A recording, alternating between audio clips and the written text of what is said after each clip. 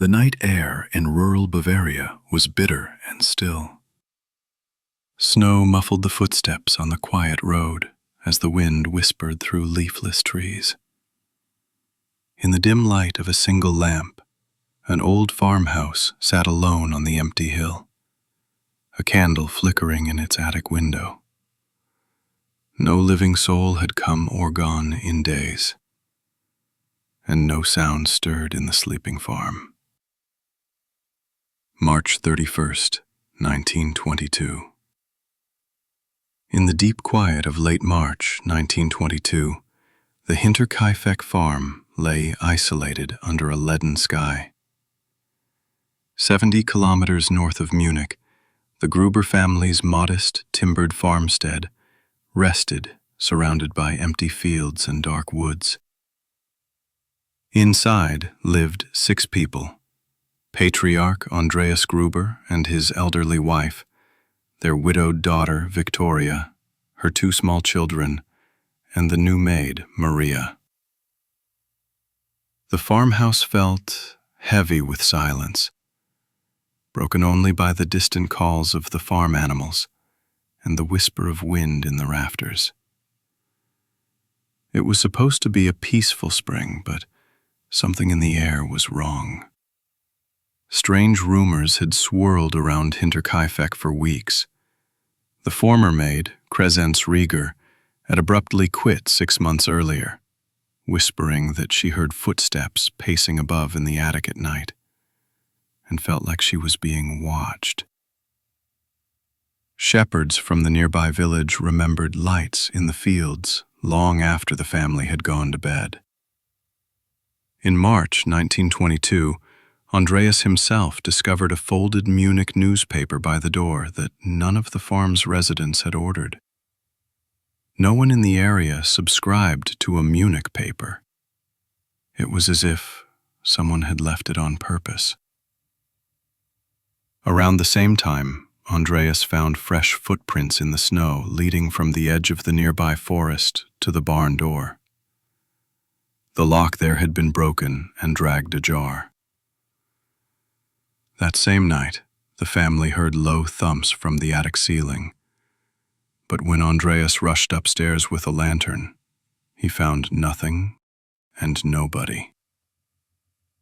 He told neighbors about the strange newspaper and the footsteps, but despite their offers, he insisted on staying alone. Hinterkaifeck's uneasy secrets were mounting, and the Grubers dared not call the police. On Friday, March 31st, 1922, a new chapter of horror began. In the late afternoon, a woman named Maria Baumgartner arrived for her first day as the new maid. Her older sister had walked her across the fields before noon and left, leaving Maria to settle into her duties at the lonely farm. She chopped wood by the stove and warmed a kettle of soup while Victoria fed her children. Andreas greeted her with a nod but said little. He was busy checking on the cattle in the barn. As twilight fell, the family and maid ate a simple supper by lantern light. Bread, cheese, and coffee, unaware that it would be their last meal together. The children played quietly by the hearth, and outside, the long shadows of pines crept over the snow. Night descended as the wind picked up. Around 8 p.m., Andreas gathered the children to put them to bed. Victoria took the baby Joseph and tucked him in a small crib in their shared room, then closed the shutters against the cold. Maria washed the supper dishes. Outside, cattle lowed softly in the barn. The farmhouse hung in tense silence. Suddenly, from deep in the barn, a feral cry shattered the quiet. The elderly grandmother, half blinded by the flickering oil lamp, was grabbed by surprise. When Andreas and Victoria rushed into the barn, a nightmare was already unfolding in darkness. A single, murderous figure wielded a heavy mattock. In terrible seconds, blows rained down on the 4 unsuspecting family members that had been lured there. The barn became a scene of inexplicable carnage. With brutal efficiency, the slayer struck first at Andreas's head. His grimy boots trampled through bloody straw as he crumpled. Victoria and the elder Cecilia fell next, each struck again and again. Little 7-year-old Cecilia Gabrielle screamed once and went silent beneath the shadow of the rafters. The killer then stalked back into the house, where the baby Josef was asleep in Victoria's room. Without pause, the same sharpened tool descended. Josef's lifeless body was later found in his crib, a mother's dress drawn over him as a ghastly shroud. In the front room, the maid Maria had finished her work. A final swing ended her life on the bed. By some dark impulse, the murderer even pulled the covers over Maria's body before slipping out into the night. No one was left alive on the farm. For days, Hinterkaifeck lay under an eerie quiet. The farmhouse and barn stood intact, as if waiting, with a heavy cover of snow untouched by farmhands. Inside, the bodies of the Grubers and Maria were untouched by scavengers. Investigators later noted the strange post-mortem scene. The 4 barn victims were found slumped in a heap under mounds of straw, their bloody skulls and faces crushed. The baby and the maid were each found wrapped in bedding, Josef under one of his mother's dresses, and Maria under her own blankets. Miraculously, the family dog survived, whimpering by the barn door. The killer had even fed the livestock. Cattle and chickens were tended and hay was freshly trampled, though nobody lived there to care for them. Bread had been eaten and fires stoked in the stove. It was as if the murderer had imitated the Grubers, staying with the corpses and going about the daily chores of the farm. On April 1st, 2 traveling coffee sellers came along the lonely road. They knocked on the Grubers' door for an order, but no one answered. The gate to the barn stood open, though the farm was utterly silent. 3 days passed. Cecilia the child failed to appear at school, and the family never attended Sunday Mass as usual. Worry began to spread through the village of Weidhofen. On the morning of April 4th, a local mechanic arrived to fix the farm engine. He waited outside in the cold, seeing no movement, then returned home without going in. By mid-afternoon, farmhand Lorenz Schlittenbauer, who had lent the Grubers tools, gathered neighbors Michael Pohl and Jakob Siegel and convinced them to check on Hinterkaifeck. The search party entered the front door into utter darkness. In the barn, they found the unimaginable. 4 bodies lay huddled under strips of tattered canvas and hay. Andreas Gruber and his wife, their daughter Victoria, and little Cecilia. Silver hair matted with blood, the grandmother's skull was cracked and face unrecognizable. Beside her, Andreas lay twisted in the straw. Victoria's face was smashed with star-shaped wounds. Young Cecilia's head was fractured and jaw broken. It was a slaughter that froze the men in their tracks. They backed out into the kitchen and discovered 2 more victims inside. On Victoria's worn bed lay maid Maria. Hammer blows to the skull finished her. In the cot, baby Josef rested unnaturally still. A thin film of blood coated his face. He had been killed in his sleep. Though the family dog howled in distress at the horror it sensed, all 6 victims were already long dead. The investigation that followed was extensive, but hampered by tragedy. Local farmers and neighbors had trampled through the scene before police arrived, even lighting fires in the kitchen, unintentionally destroying clues. A Munich coroner, Dr. Amuller, examined the bodies on April 5th.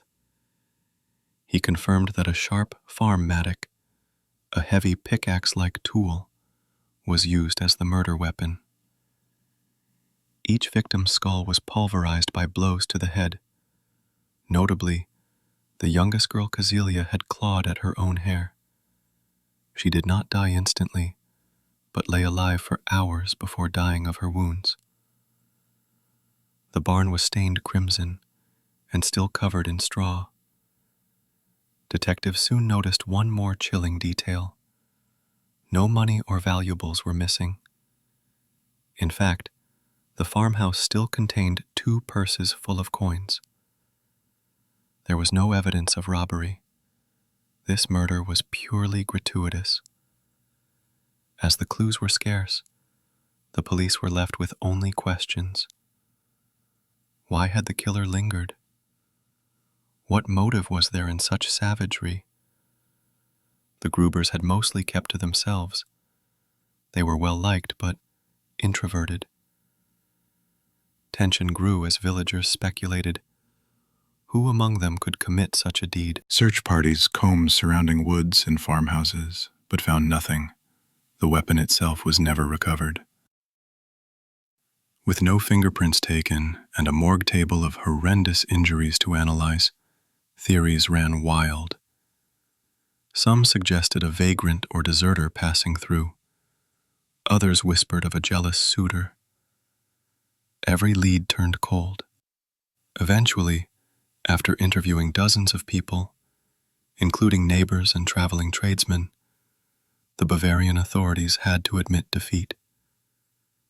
By the 1950s, the case was officially closed without arrest. In the years after, Hinterkaifeck became a ghost story. The barn was torn down, and in 1925, the Gruber farmhouse itself was finally demolished. All that remained of the original place was a weathered crucifix and scattering of weathered stones. But the local memory held on, and the legend only grew more chilling. New witnesses came forward over the decades. A farmer on his way home claimed to have seen 2 strange men skulking by the woods near the farm on the night of the murders. Another villager told of smelling foul smoke from the chimney and narrowly escaping a lantern-wielding figure at the door. None of these reports led to an answer, and they only deepened the mystery. The suspects' list was long. Lorenz Schlittenbauer, the neighbor who led the search, was questioned again and again, though he had supposedly been in bed during the murders. A local ex-prisoner, Karl Gabriel, known to have had personal grudges, was jailed and released. Even Victoria's dead husband and distant relatives were suspected at various times. But without proof, each one walked free. To outsiders, it seemed no crime fit every piece of evidence. No motive explained all the violence. Decades later, Hinterkaifeck remains one of Germany's most infamous unsolved mysteries. True crime buffs compare it to Jack the Ripper in fascination. Writers and filmmakers are drawn to it. Every spring, as snow thaws in Weidhofen, devotees leave candles and toys at a monument for the victims. Yet no theory has ever been confirmed. The Bavarian archives contain only fragmented leads and faded reports. As Mental Floss reporter Sonia Vatomsky notes, dozens of people have been arrested as suspects, though no one has ever been found guilty. The farmstead itself is long gone, but its silence still echoes in local lore. Hinterkaifeck is remembered not just for the crime, but for the creepiness of its prelude and aftermath. The Gruber children's ghost-like figures are said to wander the site. Paranormal investigators visit, convinced the restless spirits of the Gruber family cry out for justice they never received. To this day, some inconsistencies haunt the narrative. Why did the killer stay on the farm for days after slaughtering the family? Why cover the corpses? One theory even suggests someone living in the house, possibly Victoria's father Andreas himself, may have been involved somehow. But the evidence is gone with the wind. Even the murder weapon, an old mattock, vanished. In 2010, the Süddeutsche Zeitung ran a headline, "The Mystery of a Seventh Body," discussing unproven rumors of another victim quietly buried nearby. But nothing concrete was found. The true answer to what happened in that Bavarian farmhouse on March 31st may never be known. What is certain is that at Hinterkaifeck, a family of 6 was wiped out by a jealous, enraged, or callously cruel hand, and the killer walked away into the dark. For over a century, the case has defied solution. Now, any mention of Hinterkaifeck brings a shiver. It stands as a grim reminder, even in a peaceful countryside, absolute evil can lurk in silence. The farmhouse is gone, but its tale lives on in memory and myth. Each year that passes only thickens the veil around Hinterkaifeck. Police archives gather dust, witness stories slip into folklore, and every new theory seems to add another layer to the legend.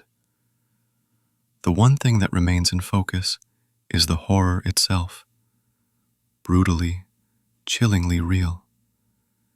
And in the frosty evenings, when the wind is right, some say you can still feel Hinterkaifeck's emptiness, the way the forest brushes against the cold glass of an attic window. The snow crunches under your boots, and for a moment, you almost believe a distant little girl is calling out from the darkness. The tragedy of Hinterkaifeck never leaves one's thoughts. It is not just another crime, it is a whisper in the night that chills the heart. Even in a quiet, moonlit forest or a snowbound field, the memory of that March night lingers like a shadow. In the stillness of those dark rural roads, the unanswered questions remain, and the ghosts of Hinterkaifeck keep silent vigil over secrets that may never be revealed. If this chilling tale of Hinterkaifeck gave you goosebumps, make sure to hit like and subscribe for more horror and true crime content.